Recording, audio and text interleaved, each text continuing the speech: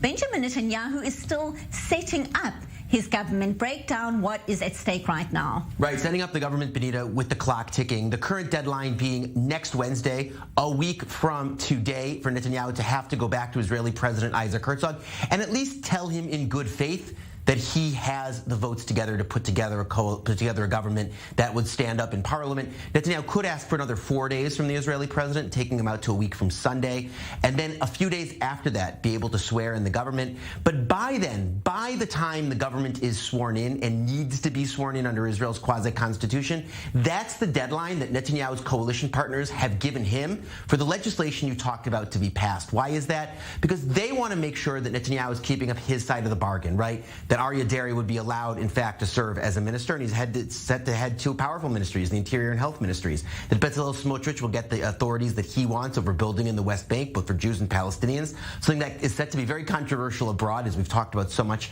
over the past few weeks. And last, but certainly not least, far-right leader Itamar Ben-Gvir, set to be in a renamed and reconfigured national security ministry to get the wider powers over the Israel police that he wanted. Those three political actors don't want the government sworn in with these promises essentially on credit. They want this to be delivered before they get sworn in so that they know that the bargain is in hand and they're taking office in a government that they want to serve in and they're getting the benefit of their bargain. So you're right, Benita.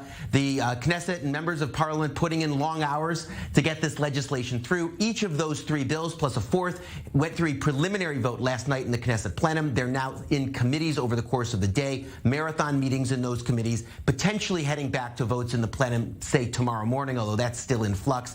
And of these, the law that's getting the bill, I should say, that's getting the most attention here in Israel is about Itamar Ben-Gvir, his power over the police. On one hand, the police have had some signal failures in recent years, and Ben-Gvir is pointing to that, saying that they need more direction from politicians who can execute the public will and try to implement it. On the other hand, the police are saying that if politicians have too much power over the police, they can direct the police's activities politically, including in ways to potentially, let's say, investigate opponents or not investigate themselves, or make decisions on security that are too tied to politics and not tethered enough to the professional judgment of the police. So those are the terms of the argument. Again, it's being hashed out in the committee. No real doubt that the bill will pass, although the language may be changed, and that all might be meaningful.